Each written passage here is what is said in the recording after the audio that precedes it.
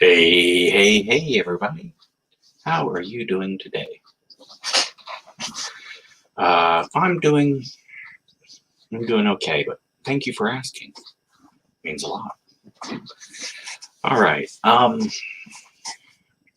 So gonna do a couple uh, advice questions. Got a couple topics to go over, and I might talk about an old TV show. And because I do ramble, there's a good chance we'll hit topics that I had no intention on hitting. All right. Now, what I would like to do first and foremost, my boy Splatter put out a short film. Pretty good stuff. I like it. Uh, I did go over it on a previous live stream, but I just want to give a little bit of love here. To right here. Boom. Hey everybody, welcome to the audio commentary of my very own and first short film, The Garage Axe Man. This came out about because of a trailer that I made back in 2019, I think. The premise is very simple. One man, one house. This killer is going around the house with an axe in the garage. All right. Now, I'm not going to play the whole thing for you. What I need you to do is, when you get a chance, bounce on over and check that out on his channel. I threw a link in the chat. I don't know if that comes across on all platforms. Okay. Periscope doesn't accept that, apparently. So if you're watching on Twitter, jump on over to Splatter's channel and check that out. Speaking of the amazing and fantabulous Splattervision, he has jumped on board with the Fandom Collective, a group of very cool, interesting guys and girls and whatever's in between. But if you are part of the Fandom Collective, jump on over and give him some love. He is now up to 135 subscribers. That is badass. That is one step closer to getting his 100K big sign thing that YouTube will send you, from what I've heard. So I'm very pleased about that. Also, while we are on the topic, I hate doing it. I even hate looking, but oh, I know it's getting close. I have broken 8,000 subscribers. I did that fairly recently, I believe. I am sitting at, shocking by the way, 8,008 subscribers. That is amazing. That is absolutely fantastic. And thank you so very much. I am very, very appreciative of that. I don't get it, but you guys are awesome. Now, to start off with some happy stuff here. I have not read the article, but I do like the website, and I am going to read the article with all of you. All right.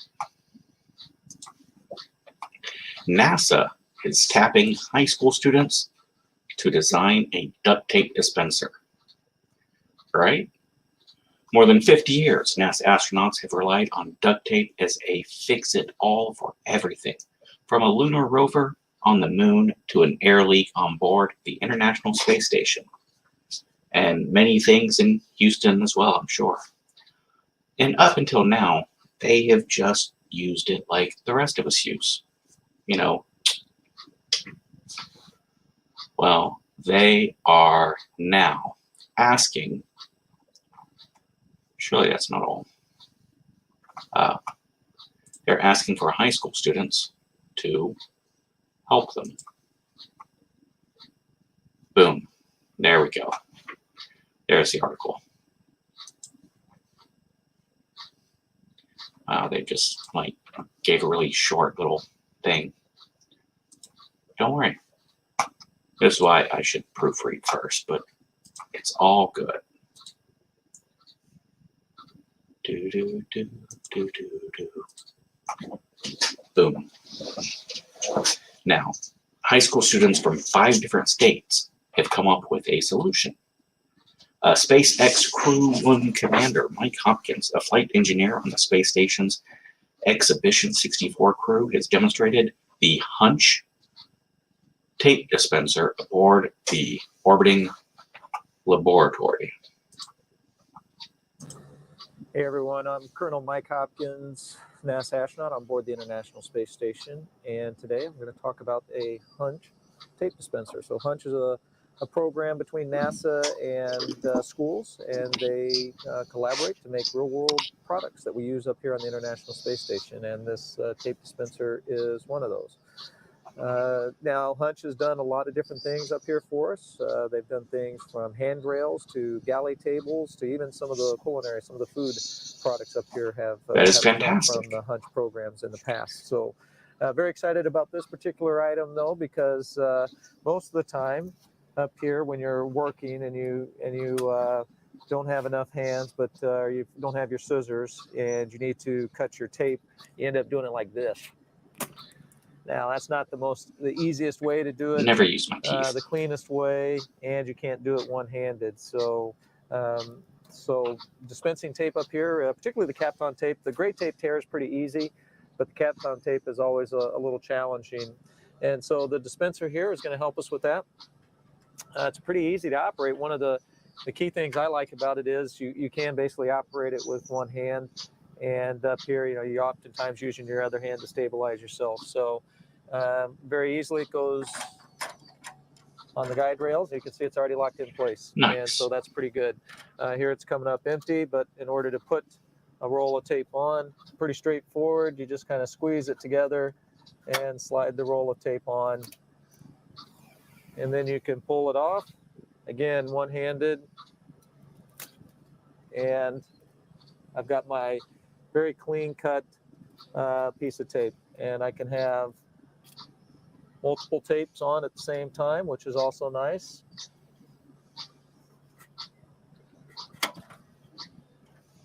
And again, one-handed operation,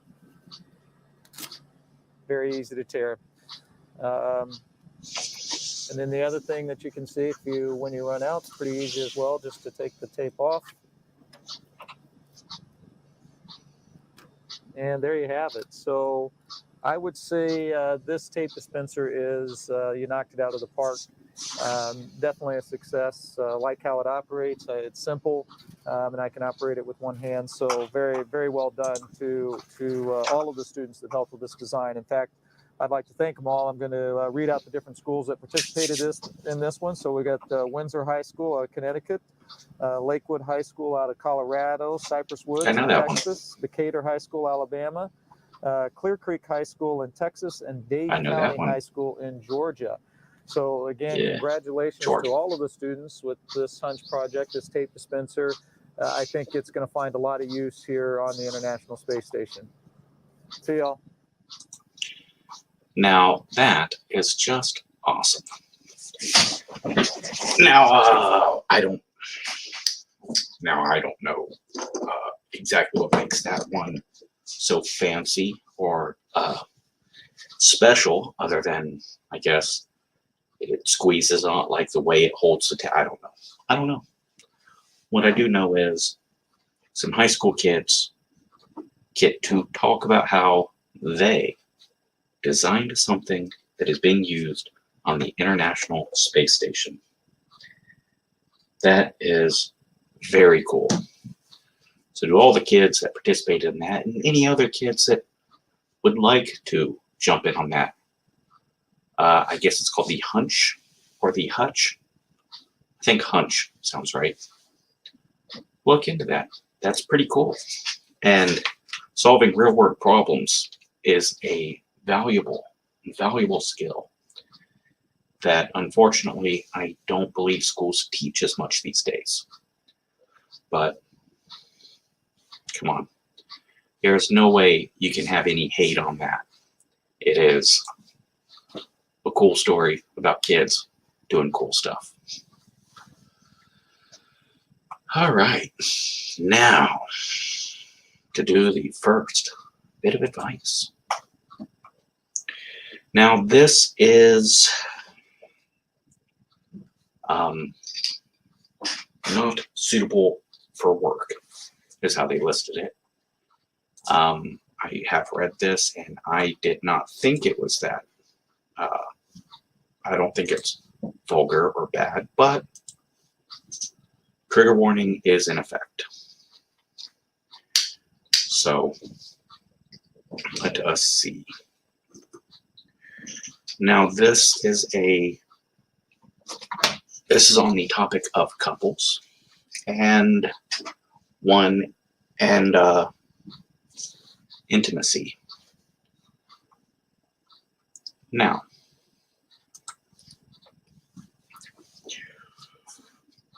just to keep this completely unbiased as I possibly can, I'm not going to be revealing any genders. This is a throwaway account. This is on Reddit, by the way. I will only be referring to the people as 1 and 2 with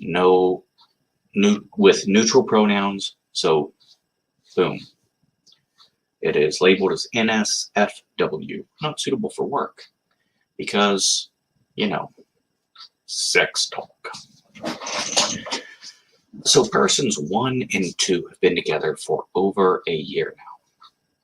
Person 2 has a history of being the victim of sexual abuse and struggles when it comes to sex.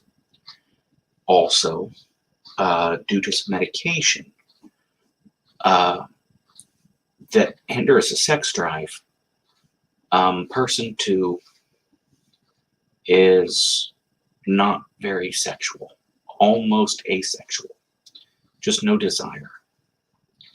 Now, person 1 is a very sexual being and has expressed the point of view being that sex and physical touch make me feel loved.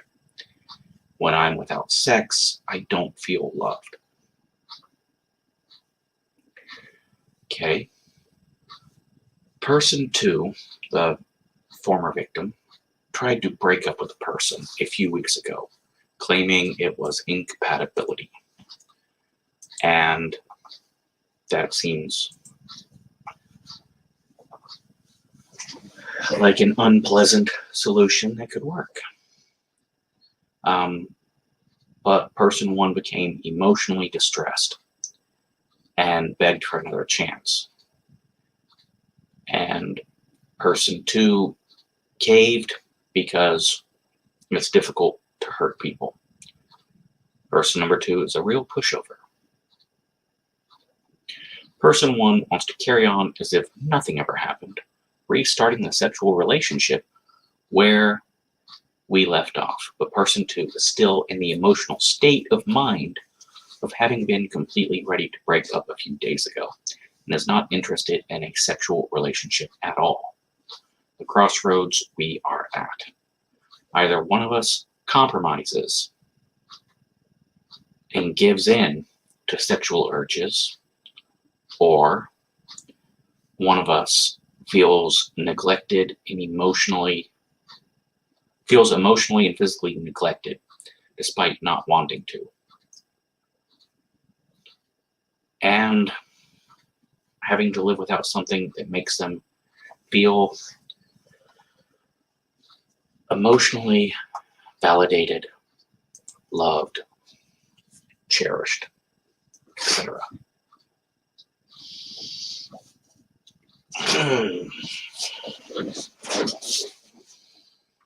I've got several thoughts on this. One being, I can relate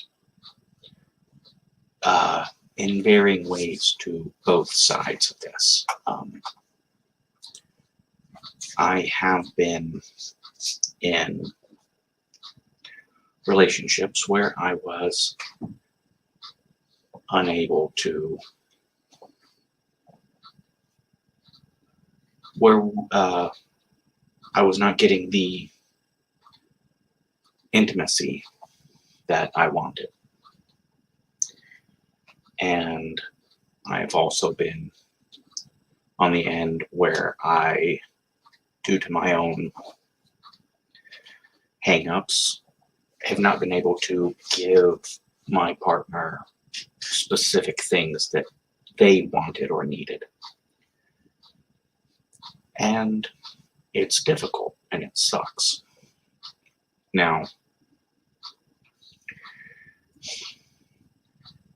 if person number two just gives in and starts a sexual relationship that they do not want and do not desire, one problem is it can really tag into your history of abuse. And I very, very much hope that you are in therapy, going to therapy, or at least interested in therapy. If your past abuse is causing you hang-ups or triggers, I would advise seeking someone to speak to. Now, therapy, a lot of times people go to one therapist and like, oh, that bitch is crazy. Or that fucking guy is just cold and I'm never doing that shit again. I've had some amazing therapists and I've had some shitty therapists. If your therapist sucks, it doesn't mean all of them do. Try someone else. That being said, I think if person number two starts riding the baloney pony, or starts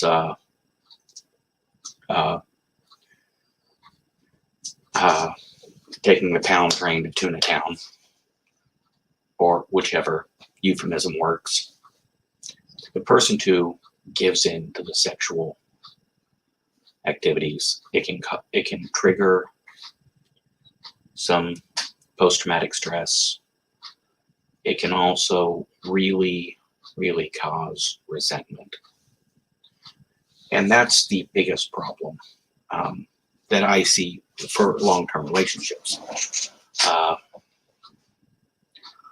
You have to be able to move past things, or else it will always be a problem and always poison your relationship.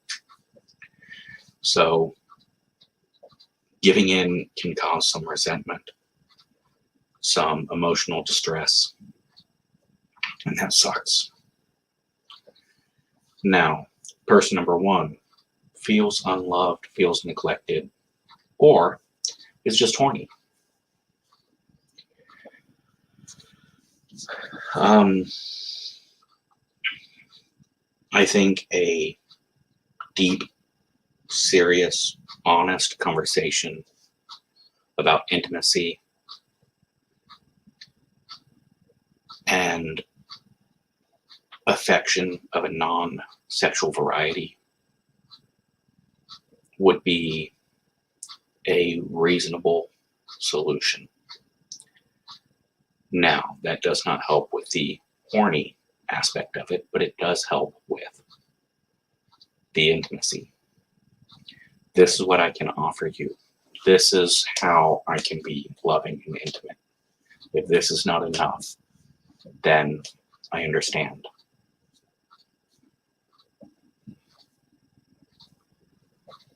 Also, feeling wanted. If your partner doesn't want you, regardless of the reason, it does make you feel less important, less valuable. Like there's no winning there. I would say the simplest option is to have a conversation. This is what I am willing to offer as far as intimacy goes. Or this is what I require as far as intimacy goes. This is it. The other option is, breaking up and retaining a friendship. Maybe down the road, I'll be able to give you what you need, or you'll be able to give me what I need. Another option is the person who is not willing or able sounds better, sounds more correct, to rub genitals together. Give them the intimacy that you can, and then let them know that they can fornicate or release their sexual energy elsewhere, if that's something that you can do, or if that's something you can ask for, or break up. Like, those are two solutions. One, I think, is reasonable and simple. The other is a bit more complicated, but it does work with some people. So that's it. Having sex when you don't want it causes resentment.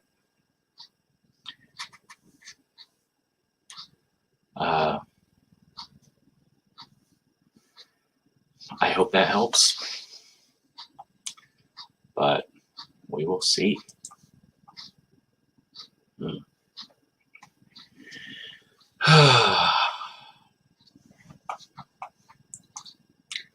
Well, that reminds me, or that leads me on to the next topic, which is a very serious topic.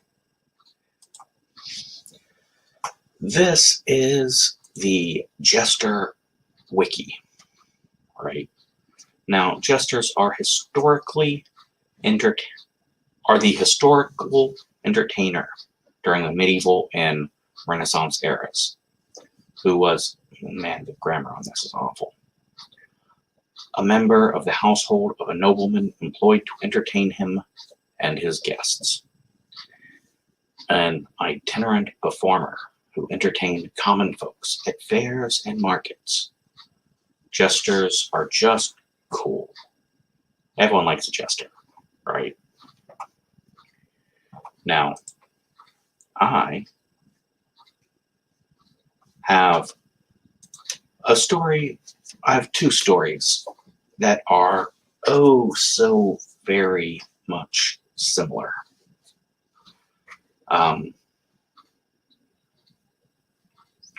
The first one is Le Pétomane. That's right. The amazing Le Pétomane.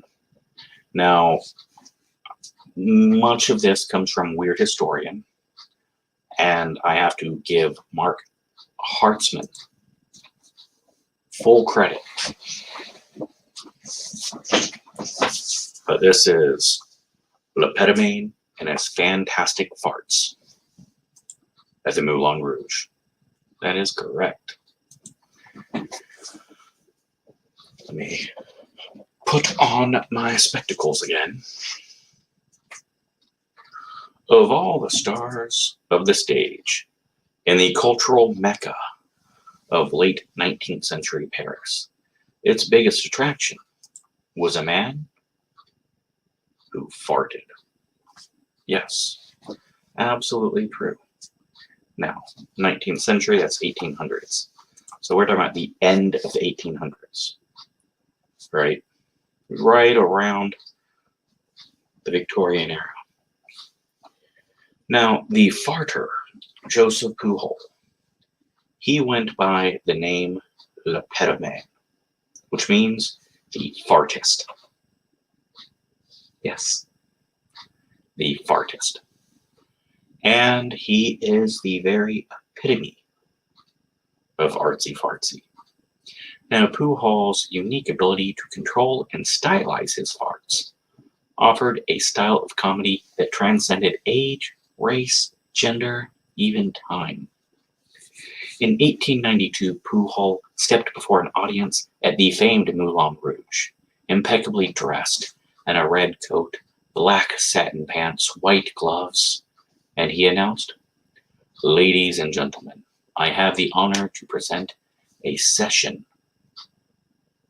of petomani." The word petomani means someone who can break wind at will. But don't let your nose worry you. My parents ruined themselves scenting my rectum. Yep. Yeah. Now, little farts warmed up the crowd. Le Pétomane named the toots as he went, doing such impressions as a bride on her wedding night. Very little fart. And then a lengthy 10-second fart replicated the sound of a dressmaker tearing 2 yards of calico. Then, with all of his might, he blasted one in the form of a cannon firing. People were writhing about, a journalist wrote. Women stuffed in their corsets were being carried out by nurses, which the cunning manager had stationed in the hall. Fortunately, stench was not one of the nurse's concerns. He kept his farts completely odorless by giving himself an enema before every show. Biographers Jean Nohain and Ep Carides tell the life story of Le Pétomane in the 1967 book,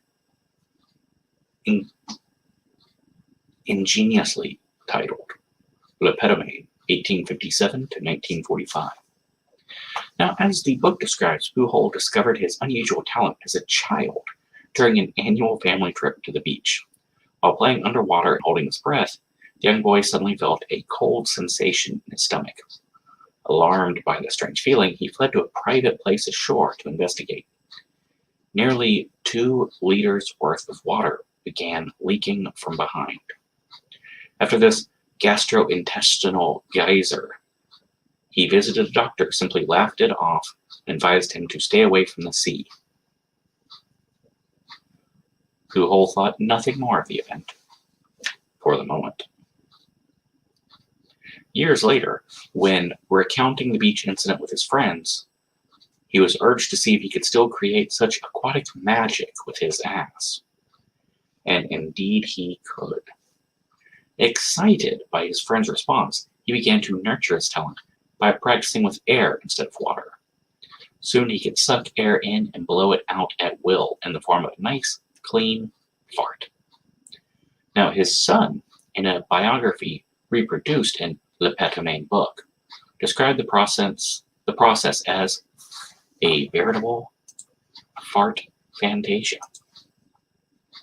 Now, Pujol adopted the name Le Pétomane and shared his gift with the public by renting a stage in his hometown of Marseille. He quickly became a local sensation. Word of mouth proved to be more than enough promotion, leaving no need for advertising. And before long, he took his act to other provincial cities and was met with similar success. So now, he was ready for the big time. He filled up with gas and headed for Paris. Gas wasn't for the car. It was for him.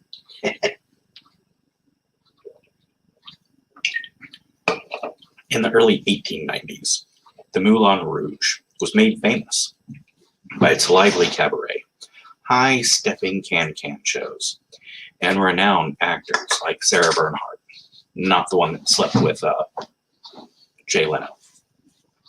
But when Lepetemain arrived at the theater and met with director Charles Zidler, he announced himself as the newest phenomenon of Paris. He assured Zidler, be the rage all over town. Now Zidler's curiosity was piqued. "What is your specialty?" he asked.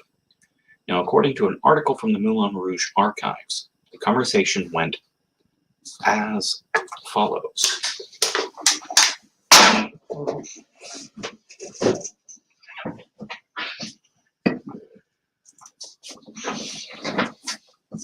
Lepetemain says, "Well, you see, monsieur, I have an anus like a suction device. In other words, my anus is so stretchy that I can open and close it at will." Zidler's, "So what?" "It happens, monsieur, that through this fortunate opening, I can take any quantity of liquid given to me."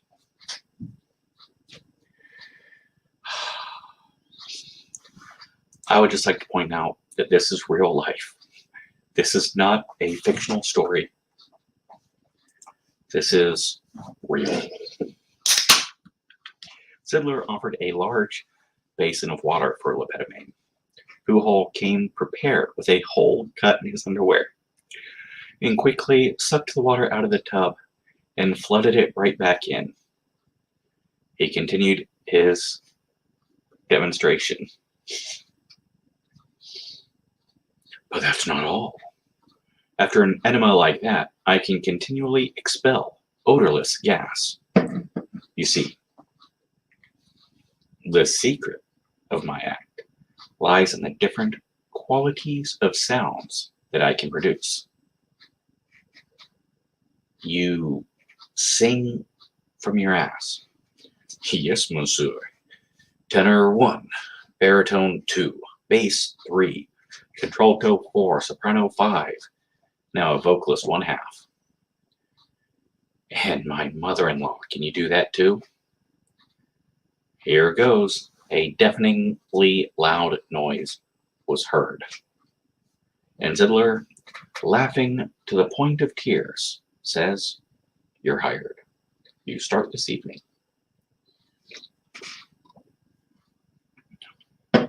Now, believe it or not, Lepetemain became the Moulin Rouge's most profitable act. His performance pulled in 20,000 francs a show. That was more than double of Bernhardt, who was the biggest draw. They don't transfer that or translate that into modern money, but I'm assuming a lot. Aside from his impressions, Lepetemain also showcased other stunts on stage.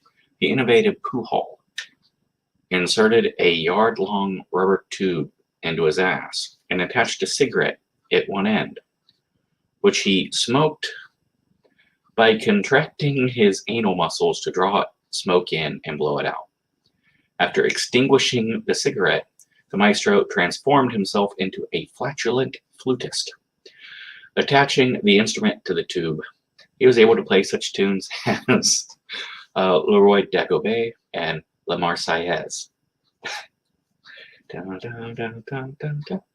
To round out his rectal repertoire, and to end his show in a dramatic fashion, Pujol demonstrated his true posterior lung power by blowing out a candle from a foot away, then extinguishing the gas footlights of the stage one by one.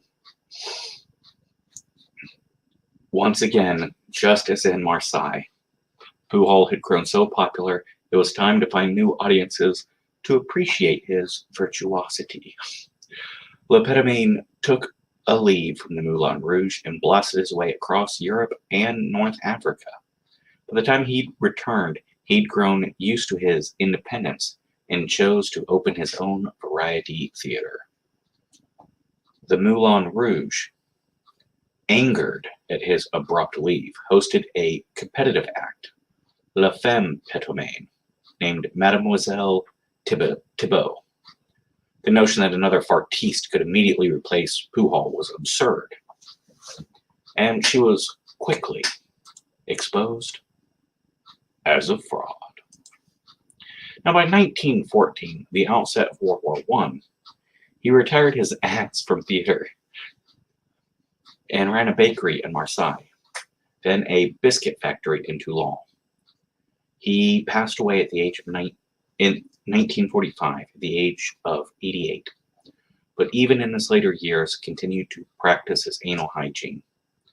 Every morning after his evacuation, he would give himself an enema using 2 liters of warm water, and thus was always meticulously clean.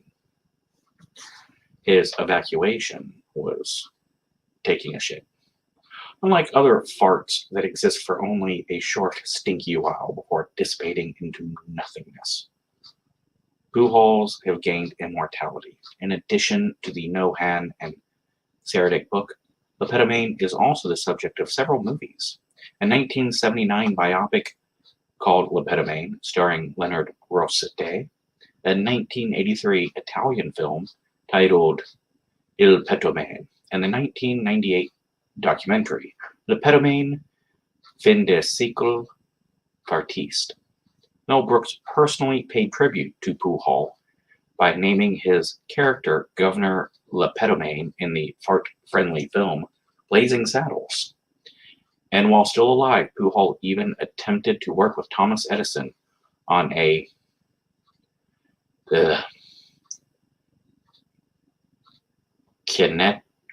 kinetophone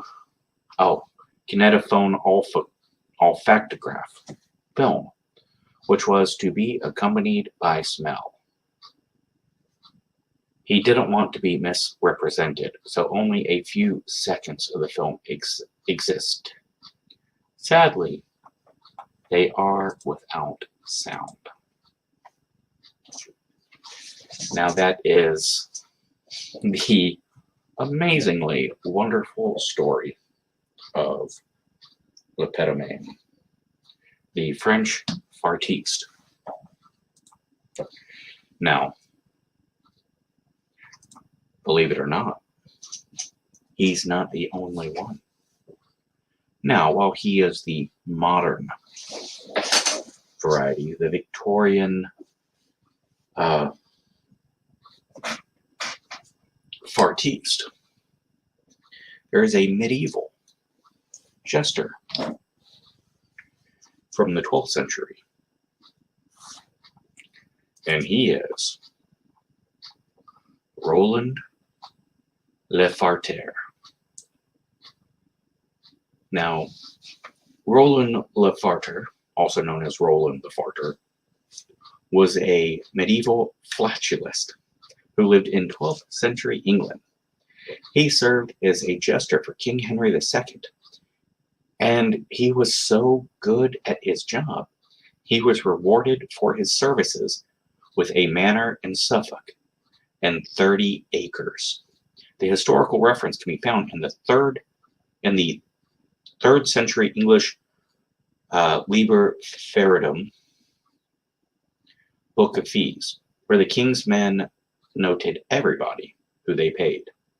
According to the book, all that Roland had to do for his rather wealthy estate was to perform unum saltum et syphiltum et unum bombulum, which is 1 jump, 1 whistle, and 1 fart, once a year at the court of King Henry II, every Christmas.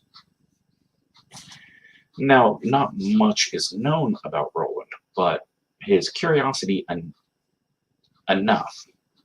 His profession has a long, interesting history. The Innu mythology of Canada, Matsishkapu,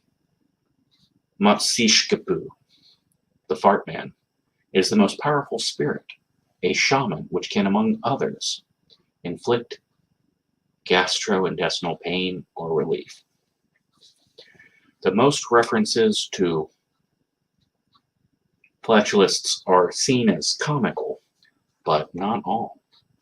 Saint Augustine mentions some performers who did have such command of their bowels that they can break wind continuously at will, so as to produce the effect of singing.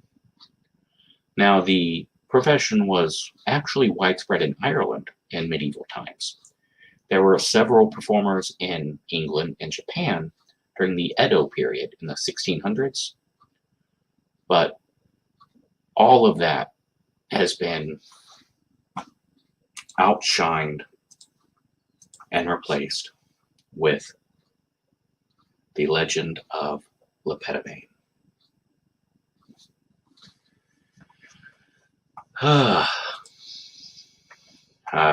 You just can't beat fart jokes, can you? Now, I would like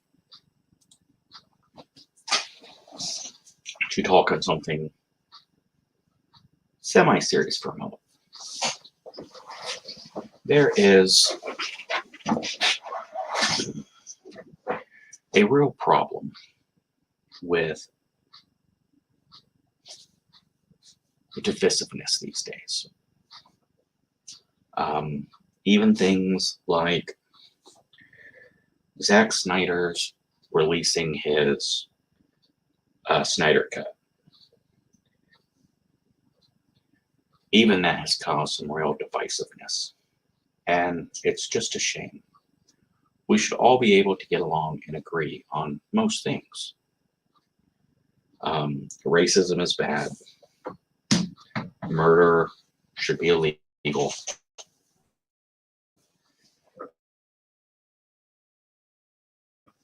He did. He fucking did. And I am a fan of EV Magazine. I know. I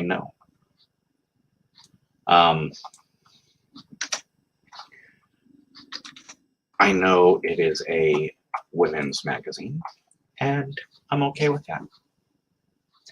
I like girls. But this is an article, it's a bit of an older article. What's the date on this? It's about 3 years old. Now, this is about the news, but I believe it can apply to everything. Why we should never limit our news source to just one side. Now, this is written by the roaming millennial, a Canadian person of color, Lauren Chen.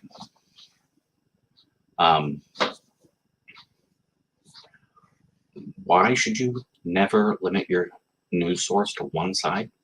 Because unbiased reporting no longer exists. We're in the era of fake news. Now, the term fake news was first popularized by President Trump during his 2016 election campaign. And since then, it's been used by both the left and the right to challenge the veracity of stories reported on by the establishment and independent media. Now, in light of this, many journalists have lamented how they now have to battle for legitimacy and how the once almost sacred institution of journalism no longer holds the same authority over the truth. And although it's understandable that the public's distrust of the media must be frustrating for those actually working to deliver important coverage, not only is this new skepticism towards a news media good, it's actually vital, and it is very long overdue. Consumer beware. While media establishments and journalists try to convince you of their objectivity, nobody, including those working in the media, is free from personal opinions, experiences, and biases. And while those biases don't mean reporters can't be committed to publishing facts, even those that might conflict with their own viewpoints, it would be a mistake to assume their objectivity is inherent in journalism.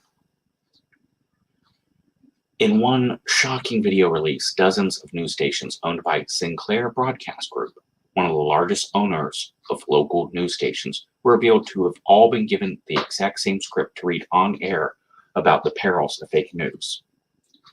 Astonishing irony aside, the incident illustrated what many critics of mainstream media news have known for decades. News outlets have an agenda to push and powerful higher-ups that they report to. News outlets, like almost everyone else, got to answer to the boss. In 2013, just 7% of journalists identified as Republicans. In 2002, it was 18%. In one analysis of 2016 campaign contributions, the Center for Public Integrity showed that 96% of the journalists who disclosed campaign contributions gave money to Hillary Clinton's campaigns. It turns out that journalists are just like the rest of us, with their own political affiliations and aspirations for who runs the country. Now, this is in no way means that everything the mainstream media says must be biased, but the possibility and absolutely exists. Now, whether consciously or not, a story could be reported in a way that favors one side over the other. Specifically, instances like CNN telling its viewers that it's illegal for them to read WikiLeaks themselves. It's not. Or the Boston Globe reporting that Elizabeth Warren is somewhere between 132nd and 512th Native American were mistakes. And while, of course, everyone makes mistakes, the partisan nature of those errors, combined with the rather quiet nature of the corrections issued by the network and publishers, should make us question the objectivity of major media outlets, as well as individual reporters. Now, beyond the partisan divides that separates us, what more people are becoming aware of is the way that sensationalism, drama, negativity seem to be driving the bottom lines of media outlets. Many media figures, myself included, may like to believe that we deal in hard-hitting stories. The reality is that what keeps publishers going is essentially the clicks and views that gives advertisers access to audiences. It's the size of their audience rather than the quality of their journalism that keeps news outlets afloat. Of course, it's possible to conduct hard-hitting, balanced reporting while at the same time drawing people's interest. But the current focus on trivial stories while ignoring real issues in hopes of going viral has unfortunately been detrimental to the public discourse. Whether it's the president taking 2 ice cream scoops instead of 1, or the debate over whether Melania Trump's shoes were appropriate, the chase for clicks has meant that more substantive stories, like those relating to the economy, healthcare, are being forgotten. Additionally, misleading and pessimistic narratives about the state of the country have been popularized, like the constant coverage of crime in a society where crime has been on the decrease for decades, or the disproportionate focus on police force against Black people, even though it is more common for police force against white people. People who are happy, getting along, and believe that things are moving in the right direction aren't necessarily those who have a vested interest in staying politically informed. But in contrast, minority groups and communities who have been told that their rights are being taken and that their very lives hang in the balance seem to be very attentive audiences, naturally speaking. While media are profiting from the sad truth that division and negativity are more popular than progress and unity, the good news is that people seem to be waking up to how many reporters have gone from reporting on narratives to weaving their own. More than 7 in 10 Americans think the media are dividing Americans and spread hate and misunderstanding, according to new polls. And in another, Zogby Analytics asked 1,024 likely voters, do you agree or disagree? The mainstream media has played a major role in dividing Americans along racial, gender, and political lines. This has led to the spread of some hate and misunderstanding among some people. 72% of respondents strongly agree. So with all this talk of fake news, what are we, the consumers of media, supposed to do? Now, despite how tempting it is to swear off the entire news sources or stories to avoid what we believe to be blatant biases, the answer to combating fake news is actually to do the opposite. Consume more news, but a greater variety. Read a report on Fox News and then read it on CNN. Read the Washington Post, then the Daily Wire. If you read Vox, then read Breitbart. Multiple sources from multiple perspectives and biases, and then deciding for ourselves what's fact versus opinion, is a better alternative than shutting yourselves off in an echo chamber of platforms that conform strictly to our own worldviews. Becoming biased to information ourselves is the last thing we should want. And in any case, the truth is often somewhere between where each side claims it is. Because as nice as it would be to have only outlets that present us with objective stories, I'm afraid that there's no such thing as perfect and consistent objectivity. Instead, it's much more likely that the outlets we perceive to be unbiased are merely those that conform with our own viewpoint. And although it may be what's most comfortable, only reading stories that enforce our preconceived notions leaves us likely to miss out on important stories.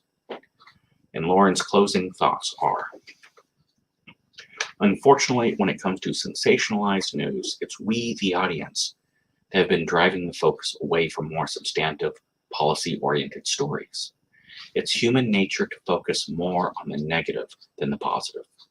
So when stories are released that make us worry for our own safety, regardless of how valid their assertions may be, it makes sense that they garner a lot of likes and shares. But if we want news coverage that extends beyond the trending topics on social media, then we need to be proactive and search for that coverage ourselves through the outrage and past the clickbait articles. Ultimately, staying informed in an age where fake news, or at the very least misleading news, seems so ubiquitous is possible, but it isn't something that happens passively. We need to take on the responsibility of informing ourselves. That is a very good point that I somewhat agree with.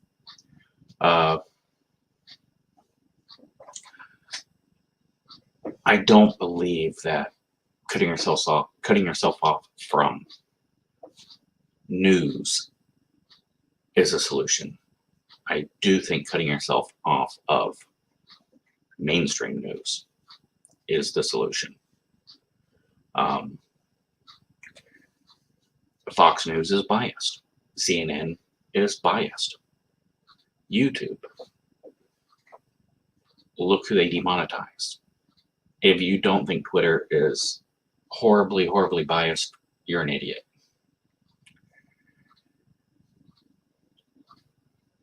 Don't read an article about HR 1. Read the actual bill.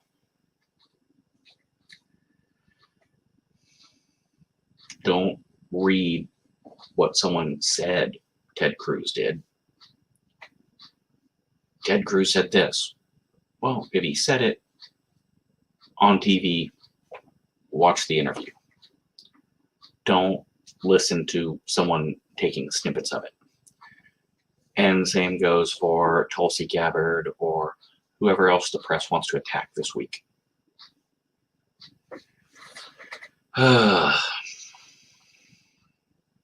All right. Got one last thing. And then I believe I will close it out. This is a little bit of history. It's an old TV show from the late 60s, I would like to share with you a trailer from the show and then read a little bit about it.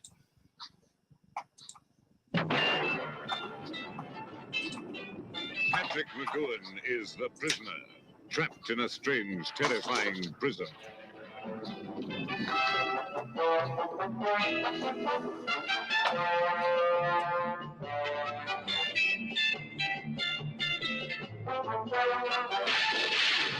A lot of people are curious about what lies behind your resignation. They want to know why you suddenly left. A man like you is worth a great deal on the open market. The information in your head is priceless. I don't think you realize what a valuable property you've become. What a valuable property you've become.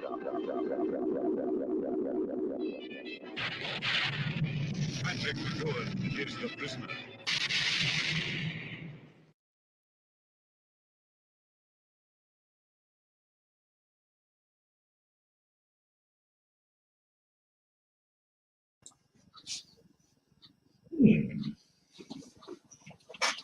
Now,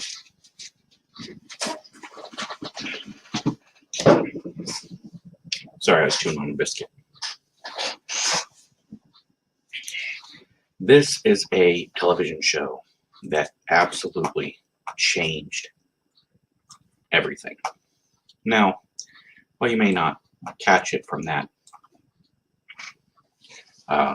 short little trailer,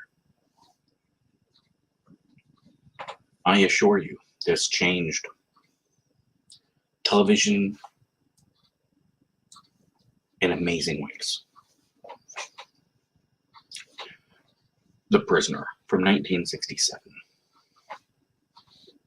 The poignant thing about innocence is that you can only lose it once. So in 1967, millions of viewers lost their innocence to a British TV show that I just showed you the trailer for. Unlike anything previously seen in mainstream television or films, The Prisoner permanently changed the rules of engagement between makers of entertainment and consumers of entertainment. Before The Prisoner, you could settle down in front of the TV, secure in the knowledge that you would be served up a tasty and reasonably satisfying bit of fluff with a beginning, a middle, and an end. While the quality might vary depending on the skills of the writers, directors, and actors, you knew for certain that everyone was just trying their best to give you what you wanted. Into that complacency, The Prisoner dropped like an atom bomb. Over the course of 17 one-hour episodes, The Prisoner toyed with its viewers like a particularly sadistic cat with an especially clueless mouse. The show trotted out its tantalizing enigmas with the usual straight-faced sobriety, challenging viewers to figure out the big questions before the big finale in which all would be revealed. The viewers took up that challenge with childlike enthusiasm, like dreaming of Santa coming with gifts, while in reality it was closer to Krampus.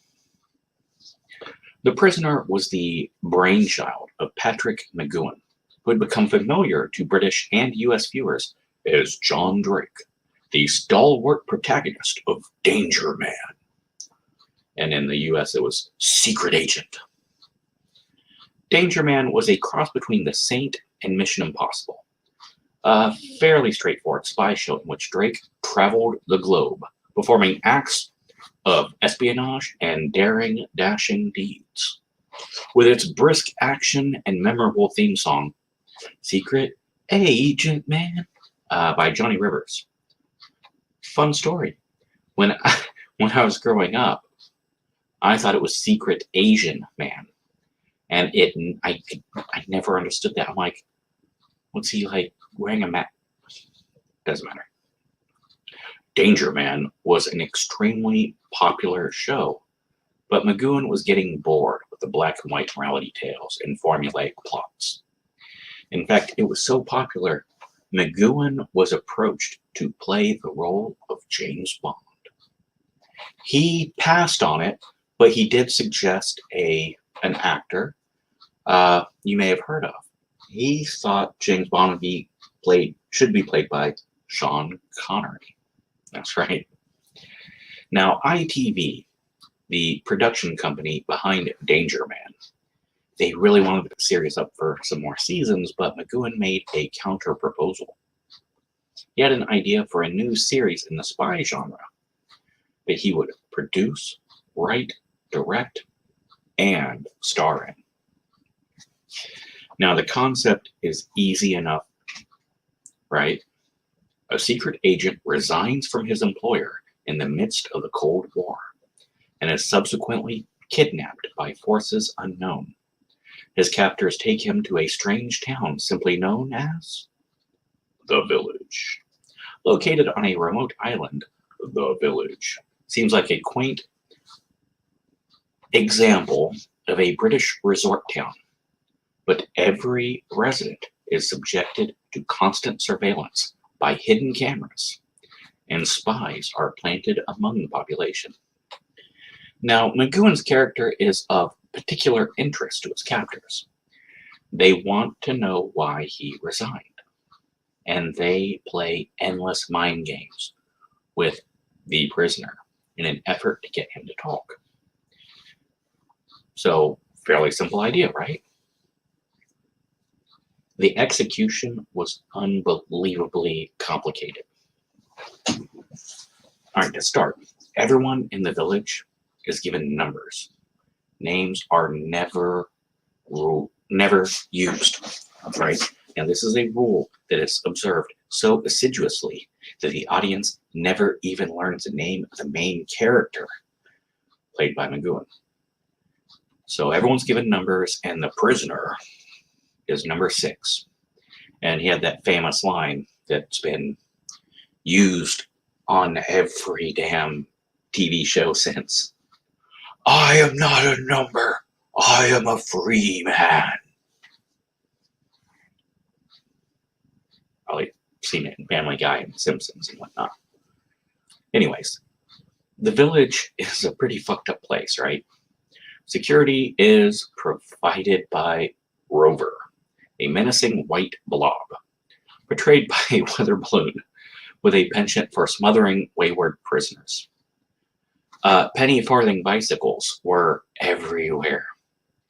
Inexplicably, the technology was pure science fiction for its day. Now, cordless phones, tape spooling computers, lava lamps, miniature cameras might seem painfully dated today, but they were space-age artifacts at the time. And, fortunately, all the space-age surreal nature of the village definitely makes it seem out of time and timeless. So watching it today, it doesn't necessarily seem like it's a 1960s show. It just seems like a trippy, fucked up place. Now, the village is being run by number 2. But every week, every new episode, number 2 is a different actor. No explanation, just this is number 2. I always assumed that number 2 was generally killed off or replaced and shipped off somewhere. Now, number 2, like I said, runs the place. Got a lot of jobs, but his number 1 job for number 2 is find out why the prisoner resigned his job as a secret agent. So every new episode, number 2, has he has a new way of trying to either get the secret or break the prisoner's spirit. Elaborate mind games, and every single week it fails. Although, it's pretty damn close sometimes. Now, we all entered the series clueless as the reasons for the prisoner's resignation. as his captors. They're clueless as well. But there's other questions that we have. So, which side runs the village? Is it us or is it them? Is it his former employees or is it one of the enemies? What do they really want, right? I mean, do they want to know why he quit so they can fix it and get him to come back to work? Or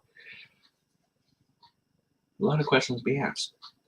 One of the biggest questions was, the village is being run by number 2. So does that mean there's a number 1 that tells number 2 what to do? I think so.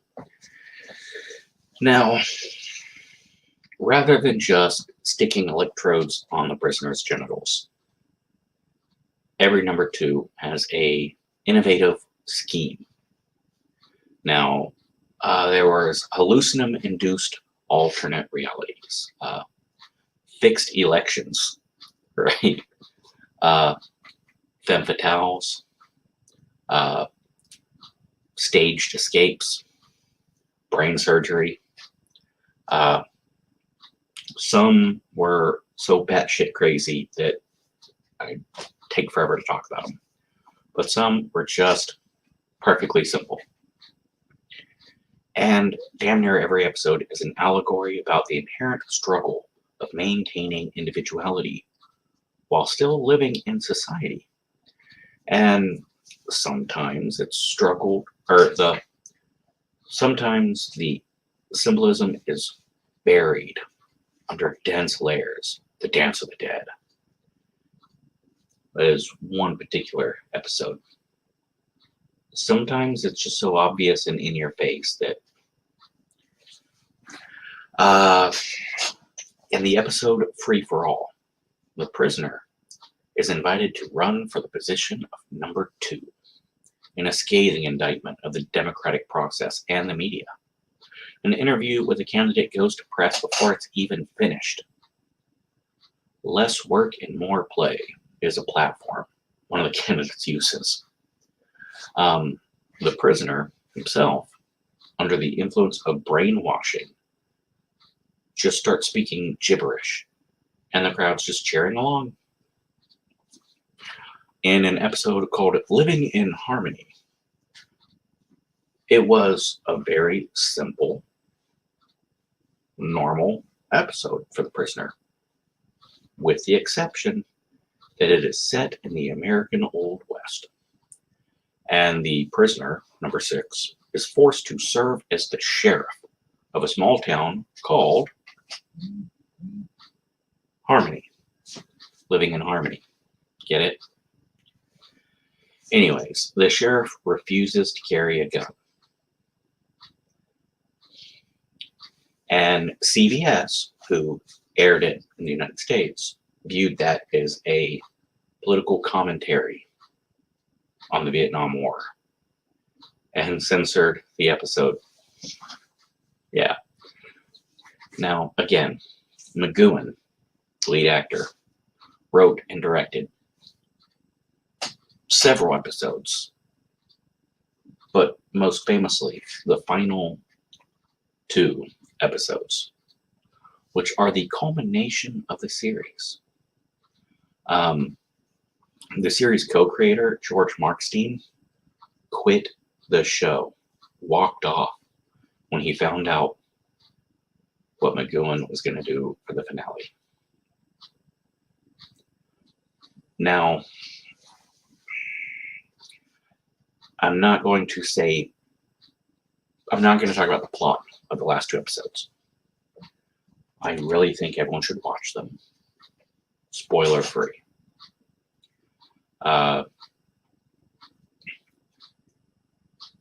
It is safe to say, though, that the final episode was the most controversial hour of television in history. People... All right. Many viewers were uncertain about the answers to their questions that they but they were pretty clear that they were entitled to some answers because they had some fucking questions. And you can argue that the prisoner answered all of the many questions that the audience has. You can argue that it answered some. But you can also make a pretty legit argument that it answered nothing. And man, no one had seen anything like this before. People were calling the switchboard at ITV for hours, for days. Now, 10 years later, an interviewer asked McGowan the question that everyone wanted to know. What the fuck were you thinking? His answer, I wanted to have controversy, argument, fights, discussions, people in anger waving fists in my face saying, how dare you? Why don't you do more? Help us understand. I was delighted with that reaction. I think it's a very good one because that was the intention of the exercise. Now, whatever you choose to take from the final episode of The Prisoner, the series was a huge influence on movies and TV. Its cool paranoia, intelligent characters, the dialogue was razor sharp. It influenced dozens of concepts. The X-Files, Twin Peaks are two of the most obvious ones. Naturally, you can say Lost, which J.J. Abrams was clearly inspired by Twin Peaks. States often that he's inspired by X-Files. And with the way he ended his show, you got to admit, he definitely drew from The Prisoner. Now, other beyond just stylistic and thematic influences that it had on TV, it raised the possibility of a new type of art disguised as entertainment. 2 years later, 2001, A Space Odyssey by Stanley Kubrick offered a similar kind of conclusion, a climax deeply marked in symbolism that some considered impenetrable. The lack of closure in the final episode of The Prisoner opened the door to surrealism, abstract, to walk onto television. Now, this was a medium that had been distinguished mostly by the depressing sameness of all of its fare, while McGowan offered up the visual equivalent of a Salvador Dali painting. Difficult, disturbing, and non-linear. Now, a comic book sequel was published in the late 90s. Don't bother with it. They've had a handful of books about it as well. Don't bother. Now, parodies pop up. As I said, The Simpsons, back when I was in college. McGowan actually reprises the role of the prisoner. Homer Simpson, he accidentally uncovers a government conspiracy. So he's kidnapped, he's taken to the island, and he's given number 5, where he goes, in your face, number 6. That was the punchline. In the end, the whole family ends up on the island, and Marge closes it with, why don't you get used to the constant druggings? This place really isn't so bad. Now, there were rumors for years of a movie being made that never quite got off the ground. If the movie does get made ever, it will suck. How do I know? Look at the 2009 miniseries. 1, they gave number 6 a name. And they kept the same number 2 for all the episodes, which were only 6, by the way, thankfully. Oh, and number 2, he was named Curtis. Yeah. So, like the comic books, like the miniseries, like the novels, any time you try to do it, it will suck. Because as I said in the very beginning, the poignant thing about innocence is that you can only lose it once. And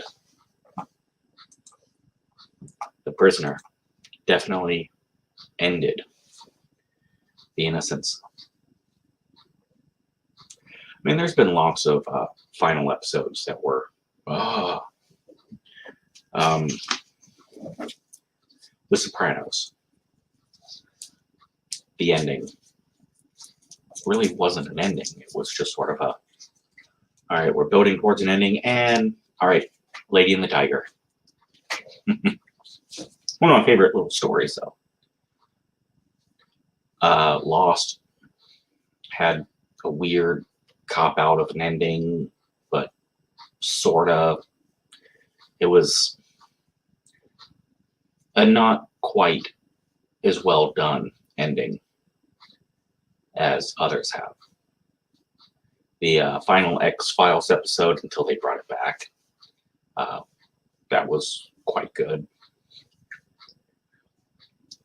I would say the one thing that comes closest would be the final episode of Twin Peaks.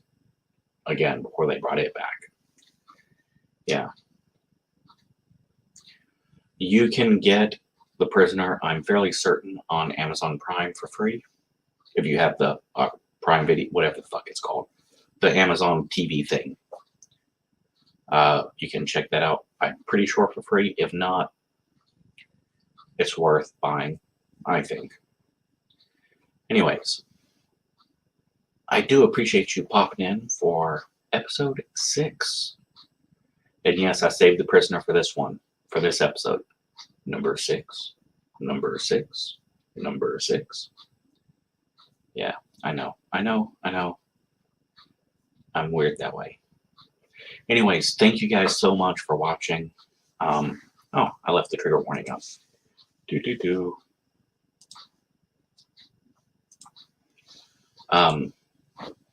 Thank you guys so very much for watching and hitting 8,000 subscribers. That is absolutely just fantastic. I could not ask for more. But I'm gonna. Let's hit 10,000. Thank you. I really mean that. And I'm going to jump off here. And I do hope that you have a fantastic week. And Passover was yesterday for me, Saturday, because it's Sunday night now, Monday morning, whatever. Saturday was Passover, which means Easter is coming. And whether you're religious or not, they are good opportunities to see loved ones and usually get a day off work. And there's always candy. So I'm going to go ahead and roll out and leave you with